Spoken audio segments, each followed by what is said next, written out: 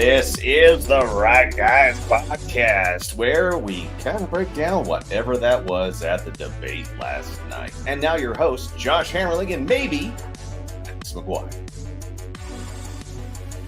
Hey, gang. Welcome to it. Hope you can all hear me today. Max is out on assignment. He might be popping in every once in a while via phone because, he's back and he's here. So he's joined us, and he's out in the middle of nowhere. Max, thanks for joining us. Where are you, dude? I am in sunny Texas. I'm at the beach, and I am in my car trying to find Wi-Fi. I wanted to go with this one today because watching last night, it was just an absolute disaster of a. Do you call that a debate, or do we just call that good theater for some? Or I felt kind of sorry for Joe Biden. He looked not just weak, but he looked bad and frozen. So, what was your thoughts on it? I mean, how much did you catch? Could you sit through it? Yeah, watch the whole thing. Watch the whole thing on the beach. Was able to stream and probably get it. Oh, I knew this was going to be a problem, but that's okay, Max. We've lost him again, folks. We'll try to bring him back in just a moment. So, yeah, touching on that debate, it opened up, and right away, just listening to kind of the mumbling out of Joe Biden, I was shocked. I was shocked they would even put him on TV. I was shocked that whatever they're giving him probably wasn't working, and it went bad fast for him because it was a horrible look. You know what I mean? It was like putting an old man up against an opponent. It's like a Jake Paul fighting a Mike Tyson. You know who's going to come out on top? It's always going to be Tyson. And Trump was like Tyson last night. And he didn't even have to swing hard. That was the weakest part about the whole thing, is that Joe Biden just couldn't really mount a defense. And it was really interesting listening to his answers. It always felt like they came in threes. He was saying first, second, and third. Like somebody had spent a tremendous amount of time like hitting him in the head with all the things he's supposed to say. And it's all good. No worries. I got this, Max. I'm just letting him know, everybody, he's probably not going to be able to come in today, and he's earned a couple of days off because it is vacation day. So, whoever the person who did the preparation, the psychologist that was working with him, they have to be the greatest psychologists or preppers ever. They got a guy who just mentally wasn't there at all to remember points. And does anybody kind of remember when he was like touching his ear, right? It all kind of went kind of slow-mo with him. I wonder if there's anybody that does like movie makeup and stuff that's on the Biden team. Makes you sit there and wonder if, a little bit of Hollywood magic comes through and they just get him ready for those events. And I mean, it just looked like he wasn't there. He had a microphone in his ear and he was sad. And it really felt like a sad day for our country, because this is the president of the United States. Even though he goes after his political opponents and he tries to throw everybody in jail for January 6th, he's still the president of the United States. He still represents us. And to see him like that, man, if we could see it on TV, what have world leaders known for a while? What have they seen come out of this dude sitting around at those national, the G7 summits and stuff like that, or even talking to other world leaders, or even being like Putin or Xi and seeing, this guy couldn't make a decision on an attack if anything were to actually happen. So it just left us in a really weak position. And, everybody thinks that Trump wins the debate. He did. He obviously was all over it. But it harmed America, just seeing him sitting there. No worries, buddy. And I don't know. It was sad. It was pathetic. And, it really, really makes me think that the Democratic Party doesn't have any love for themselves, or are they so split inside that Biden's going to run and the rest of the party can't do anything about it? Right? I'd be ticked off if I was Democrats right now. Everybody that's running for office, you've got the head of the whole party just sitting there looking like a sick, tired old man sitting in a bunch of, retirement chairs. So happy Friday, everybody. That's the best we got. It was just one of those debates that we're all going to have to remember. There was a few things that came up last night that really just kind of blew our minds. Right. Right away, we saw that Joe Biden just didn't seem like he was there. And some of the answers that he gave kind of just, it blows your mind. It blows your mind. So we've got a few clips that we've pulled, some of the things that we saw, Max especially saw, that he thought would be proper to show again, even though it's hard to watch. So I mean, let's just hit it and see where we go. The total initiative relative to what we're going to do with more border patrol and more asylum officers. President Trump? I really don't know what he said at the end of that sentence. I don't think he knows what he said. He couldn't understand. You don't even know what he said. And then he goes on to say, Biden probably doesn't know what he said either. And look at the blank look on Biden's face. I mean, that is just the machine is running, the operating machine's trying to chug through, trying to figure out what's going on there. It's blank, but it's real. This is essentially the Joe Biden presidency in a nutshell. In one statement, I don't know what he said, and I don't think he does either. Remember when he was signing all those executive orders on day one? He's asking people, "What the heck am I signing?" Right? That's the Joe Biden. So feels a lot like a Manchurian candidate, doesn't it? Feels like somebody's been sitting there pulling the strings, trying to get Joe Biden to do and say things that doesn't really help anybody. I mean, it's something I wish I hadn't seen in my lifetime. You know, I mean, I've watched a lot of debates, and this one is probably one of the worst for the Democrats I've ever seen. I mean, the next day, which was today, people were calling for Joe Biden to get the heck out of there, right? Waiting for him to fall apart. There's a statement from Max I wanted to send. He says he's apologizing. He can't get connected. I don't mind, because everybody gets a vacation. But he does want me to share this with you, and if I could, I'll just read a statement. I take no pleasure in the fact that we have been right about Joe's mental decline. But at this point, for the sake of our democracy, the Democrats have to keep him on the ballot. He was democratically chosen. So I was talking to Max a little bit before the show about this, and how can you claim to be the party of democracy when you'll be forced to change your candidate that hasn't been duly elected by people, who hasn't gone through their primary, right? And we're still up against a primary that hasn't happened. Max corrected me on that one earlier. I wanted to say it was last night or today, but like that primary hasn't happened. Joe Biden is not currently on the ticket. You know, he still has to be elected. And the question is he still going to make it? Is he going to run unopposed? I mean, is it time to bring in somebody? I mean, is Gavin Newsom sitting there in California just waiting, trying to figure out, oh, it's my time to jump in, you know, which will set up a really interesting summer. I mean, I don't think Biden even gets to September for the next debate. I don't think the Democrats can stand on that point of democracy when they're just going to shovel a new person in. You know, and state laws have certain limitations on being able to change the ballots after somebody's, you know, has won the primaries and put them out there. So what happens if all those ballots get printed and Joe Biden can't run for office? Joe Biden is on a timer, right? We're just waiting for that timer to run out. And last night was their best attempt at a guy who's obviously failing to keep him drugged and going. You know, it makes me want to say shame on you, Joe Biden, because you're just letting this old timer who has no clue really what's going on. Because it really, honestly, Joe Biden's a victim here, because he's got a bunch of people just rolling him out as an empty husk.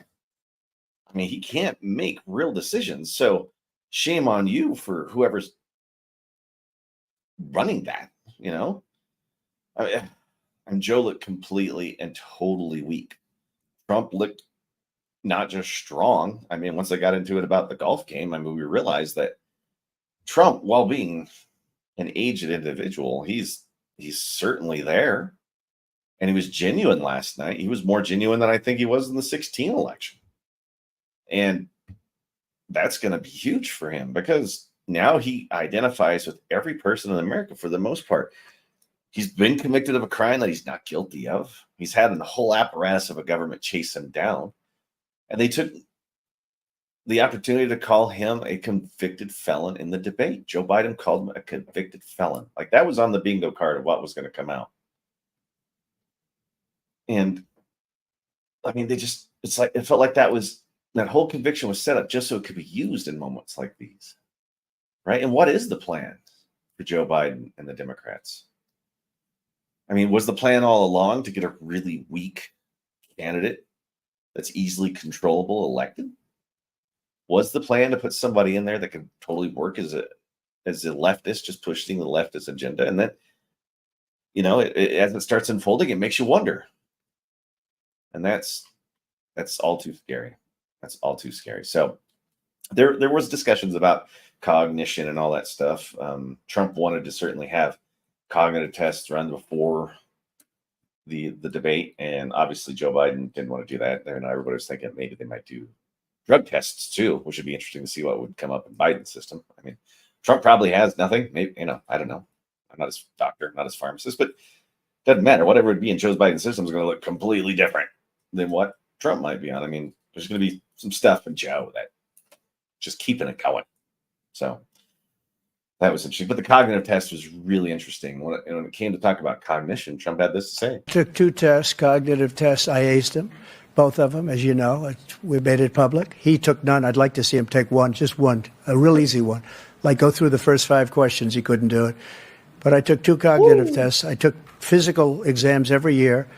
And, we knock on wood wherever we may have wood, that I'm in very good health. I just won 2 club championships, not even senior, 2 regular club championships. To do that, you have to be quite smart, and you have to be able to hit the ball a long way. And I do it. He doesn't do it. He can't hit a ball 50 yards. He challenged me to a golf match. He can't hit a ball 50 yards. Who would pay money to go see that game? Like I would want it to replace the Masters. That would be the greatest single golf game in the history of golf if we get the president and the guy running for president to go against each other. I mean, I'd pay money for that. That'd be like a pay-per-view gold mine, right? Can you imagine all of the the memory drug advertisers that might be there for that one? Anyway, but cognitive tests. How smart are they? Are they all there? Do you think Joe Biden can actually hit a ball? Has the coordination? The guy can't even go upstairs, right? He can't even walk himself off stage. He's so confused. He doesn't know where he's going. And in front of the voters tonight, along with Aaron Burnett, the first word on what those voters might make of it from our political professionals, from our CNN flash poll. He doesn't even know where he's going. By now, Trump has already left the stage. We'll be talking he's to completely gone. He's Vice walked President off. Harris, getting fact checks from from deuces. Daniel He's Dale out. and new reporting from inside both He's campaigns being with me here. CNN out political. by Jill. He's being walked out. The only thing that's missing in that picture is a walker. The lights are on, but I don't even know if the lights are on. Nobody's home. And folks want to elect that? That's what's going to run the country for another 4 years? I don't think he's got 4 months. I don't think he gets to September for the next round of debates. If he's in the next round of debates, I will buy Max a steak dinner somewhere because that will be a miracle.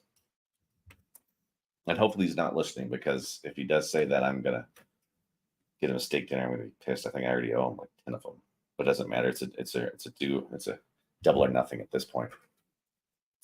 So any of you out there in the comments, if you watched it, send them our way. I just want to see them, kind of get your ideas of what you saw, because I just didn't see a proud moment at all. And it's all difficult to see and deal with. It's sad. And I wish I had a different answer for what we saw, but it's a disaster. And remember that when you're voting in November. Remember that when your Democrat primary comes up. Makes me wonder if RFK Jr. had actually been on the debate stage too, there would have been a livelier debate, right? And then anybody really surprised that it was so controlled? And it was run by the most liberal station out there, the most liberal group, CNN, right? You want to talk about having the moderators in your back pocket. That's the way to go if you're a Dem, right? And they obviously put him on in a good light. They gave him a lot of final answers, right? They gave him the last follow-ups and all that stuff. So they're giving him the last point, but I mean, he struggled in those last points. I mean, it just wasn't bad. It was It was beyond bad. I mean, they were asking questions about the border, and this is what we left got. office. And I'm going to continue to move until we get the total ban on the total initiative relative to what we can do with more border patrol and more asylum officers. President Trump? I really don't know what he said at the end of that sentence. I don't think he knows love what he playing said that. either. Look, I love playing that. I don't know what he said. I just don't know what he said. That's the answer for the border. 20 million people that don't belong here that are here, all because they opened the border up. How many murders have happened because of that border? Right? How many jobs are being lost? American jobs are being lost to foreign invaders. You want to talk about inflation being bad now? Imagine when there's this inflation and no work, and the battle for jobs is through the roof. Man, you think it's cutthroat now trying to find yourself a job somewhere. Imagine what happens when the only jobs available are large corporate jobs, and there's someone willing to do the job for less than you. I mean, it drives down American wages, right? It drives down the value of the American worker. And we might as well offload all of our manufacturing at the same time. Might as well offload all of our steel production to other countries. Let's give away all of the ammunition to Ukraine. Let's spend money we don't even have. That's what you're going to get with another 4 years of that. And this really begs the final question. If Joe Biden can't complete a debate, is he running the United States of America? Is he making the day-to-day decisions on what's dangerous to make us safe? Is he capable of responding? I don't have to answer that question for you. All you have to do is watch the news. All you have to do is turn on the TV and watch world news for just 5 minutes to know that the whole thing's starting to burn. And while this is all happening, they do away with the First, the Second Amendment to the Constitution. In fact, they're just starting to throw that whole thing out. This whole lie that we're a democracy. We're a constitutional republic, a representative republic. That's the place where decisions are made for the people, by the people. A democracy is just a bunch of aristocrats that end up being in power that make decisions for themselves, not others. And that's what Democrats want, because all they say is they're here to protect the democracy. I'm here to protect the republic. It should be us making the decisions. It should be us picking our leaders. We shouldn't have to worry about a political party's leader being convicted on bogus charges, so it's harder for them to run. So you limit my choices? So you limit my voice? That's not a country I want to live in. It's not a country I recognize. Because I do not recognize the democracy of what Democrats think our country is. And it can never be recognized. Because it's false. It's not real. It is the direct enemy of what freedom is. And that's what we're up against. An enemy who detests freedom. And that is what liberalism and the Democratic Party stand for. And if you're one of those people who say I'm liberal and I love people, no, you're part of the problem. You're just part of the problem. Because you're propping up this kind of garbage. You're propping up a candidate who's not even there. You're going after political opponents. What happens when it's the next Republican who runs against a liberal? What happens when the Democrats start going after every single person that starts running for office? What happens then? Are you going to be willing to stand up to do something? Are you going to vote them out? What are you going to do? Right? They threaten us with F-15s. We threaten them with the ballot box. Because I think that we're better people. At least I hope we're better people. But I can't trust what they're doing right now. And I just, it's hard to recognize what they do and what they represent. Because it left us a long time ago. It's like Reagan said, he didn't leave the Democratic Party. The Democratic Party left him. And it produced one of the greatest conservative presidents we ever had.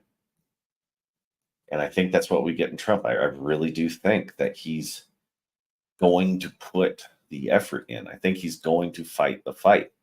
Because if it doesn't happen now, it's over.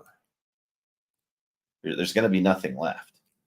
We won't have any money. We already don't have any money. We're giving them all of our money, and they're spending more than we're giving to them, right? They're just going to keep taking it all.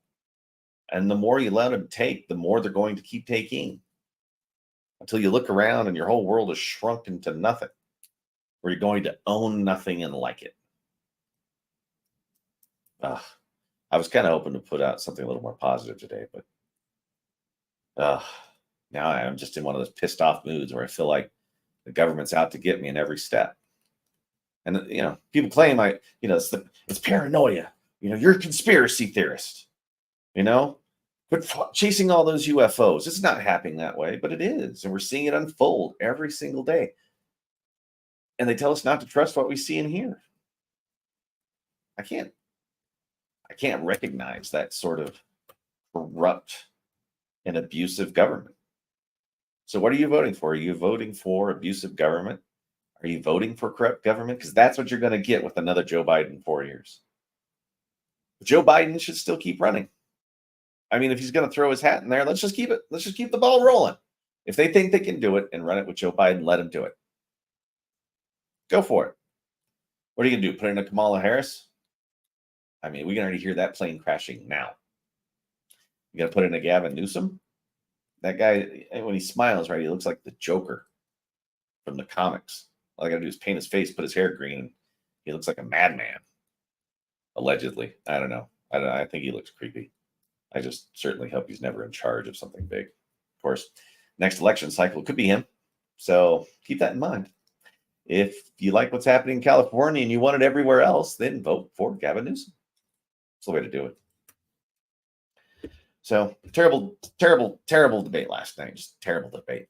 A couple of weird things too. They kept pushing Trump on pledging to accept the outcome of the election again. The same tired tropes that they used in the last election, the one before that, when the Democrats were saying, Trump stole the election, right? You guys screwed it all up. We know that democracy wasn't served. So they came up with this prose about saying, will you accept the outcome of the election? Will you accept the results, right? And they're trying to catch him with some sort of statement that they can use in a commercial later. And it's just tired, but it just keeps showing back up. Tonight, that once all legal challenges have been exhausted, that you will accept the results of this election, regardless of who wins. And you will say right now that political violence in any form is unacceptable. Well, I shouldn't have to say that, but of course I believe that. It's totally unacceptable. And if you would see my statements that I made on Twitter at the time, and also my statement that I made in the Rose Garden, you would say it's one of the strongest statements you've ever seen. In addition to the speech I made in front of, I believe, the largest crowd I've ever spoken to. And I will tell you, nobody ever talks about that. They talk about a relatively small number of people that went to the Capitol and in many cases were ushered in by the police. And as Nancy Pelosi said, it was her responsibility, not mine. She said that loud and clear. But the answer is, if the election is fair, free, and I want that more than anybody. And I'll tell you something. I wish he was a great president, because I wouldn't be here right now. I'd be at one of my many places enjoying myself. I wouldn't be under indictment because I wouldn't have been his political opponent, because he indicted me because I was his opponent. I wish he was a great president. I would rather have that. I wouldn't be here. I don't mind being here. But the only reason I'm here is he's so bad as a president that I'm going to make America great again. That was the whole statement there. I mean, it's what we were touching on before. I wish we weren't in a place where the president looks so weak. I wish we weren't in a place where America's falling apart with this zombie. But we are. I wish Trump didn't have to come out and start running on a platform where we're just trying to reinstate our rights, right? I really wish we had a strong president. I really wish things were running well, but they're not. That's what we've got. And that's what those of you who voted for Joe Biden voted for. So we only have you to thank for that. Maybe to blame. I'm not sure. So it's Friday, gang. This is harder to do than it looks. I know it looks easy when Max and I are together, but when you're sitting here and you're stuck with your thoughts thinking about how the president of the United States and the country as a whole is just starting to degenerate, and it's all self-induced. You can't help but sit here and get a little melancholy about the whole thing. But I think for all of the bad and for all of the worry, that we got to have some sort of hope. We got to get up. We've got to start talking to people. Too many Republican National Committee convention places are closed, right? There's nobody out talking about what Republicans can do, what conservatives can do. There's nobody out there trying to spread the word. And I think that's where all of you come in. I think this is where this show comes in. I think this is where Max has come in for a long time, was that there's something to fight for, right? And we have to go out there and make sure that we fight that good fight to bring that stuff back, that we try to remove this evil that has just filled our government. It's slimy. It's gross. They've done nothing but enrich themselves at the expense of our grandchildren. And that's something that can be great if we try to make it great again. Right? This country is only great because we're the ones that make it great, not because some politicians go out there and tell us that they're going to fix things. Trump understands that the best way for America to grow is to get out of America's way. Right? No, not environmental regulating us to death, not taxing us to death, not making wealth generation harder and harder, not getting rid of cash, right? Not having things like the Patriot Act and these giant state surveillance bodies that keep watching this. Government needs to stay out of our way, and government needs to stay out of our lives. It's really only there to protect us when we try to take our own rights away. I mean, that's how it was envisioned, to protect the American people, not to rule the American people. And that's where we're at. So now you need to get up. You need to do something about it. You need to start having the world hear your voices. You need to start putting posts out there, make videos, call your Congress people, tell them what you want, get involved with your local races, your school boards, right? Democrats took 90 to 60 years to get their stuff done. It's going to take us that long and maybe twice as long to do it. Want to do all of those things. And you need to start fighting now. You need to get out there. You need to get up. You need to start holding the signs. You need to start marching on places. As business people, without our taxes, the government is nothing. They have no money. They take our wealth and they spend it willy-nilly on total bullshit. Right? When's the last time you went somewhere and wasn't taxed for something? When you shopped at the store? When you bought gas? When you bought a lottery ticket? When you died? Or when people want to inherit your stuff? Or you want to give somebody a gift? You have wealth that you want to give to your children. Well, since when are the wealthy evil people? What is the fair share that the rich want to play? Doesn't everybody want to be rich? I want every American to be rich. I want every American to make enough money to be able to live their lives, to take care of their children, to give to the community and help, right? Or just to become a miser. I don't care. But the choice is yours, not government's. It is so abusive these days. It comes for us at every turn. It is like a monster with white, sharp, glowing teeth in the night, just waiting to eat us. And you don't hunt it? You don't try to resist it? Comment from Miss Wool Kids Can Draw. I live in Southern California. The taxes are terrible. Of course they're terrible. And their gas taxes too. Yeah, and it's going to get worse. Because how do you think they pay for all these things they want to subsidize and do? They just want to take from you. You're just going to let somebody steal from you? You would let somebody reach in your wallet and just start taking money? Plus, since when does the government have right to anything that we produce? The government cannot own. So why did they take so much of us in taxes? Why do we allow an abusive IRS to exist? Why do we allow abusive surveillance states exist inside the CIA? Is the FBI actually investigating what the FBI should be investigating? Or are they busy just going after the political opponents of Joe Biden? That's the question. So, what are you going to do about it? A lot of you, nothing. But it doesn't have to be all of you. It only has to be a few of you. You'd be blown away by what the work of a few people can do to just go out and make change in your world. So, yes, we are law-abiding citizens, but what happens when the law becomes so corrupt that even law-abiding citizens are the ones that get destroyed? You know, I have nothing to worry about because I don't do anything bad. Well, in their eyes, you are the thing that is bad. In their eyes, you are the thing that they want to destroy and replace with whatever dystopian, utopian garbage that's ever existed. So now I'm getting all fired up. I'm getting angry and I want to enjoy my weekend. So I'm going to start sending this thing home. Guys, if you haven't subscribed or shared this with a friend, please do. We go live Monday, Wednesday, Friday. You can look for us on YouTube, Rumble. We publish an audio version. You should find that Apple Podcast, Spotify, Google Podcast, wherever it may be. Make sure you set it up so you can do the daily download. You can listen to it on your way home from work or to school. We try not to cuss a lot, so we try to make it family friendly so you can actually share it with kids. But really, we're just interested in you just sharing, getting more people to understand your point of view, because the fight's going to take a long, long time. And the fight to take back our country is never over. And the only way we do it is if we stand up, fight together. See you guys next week.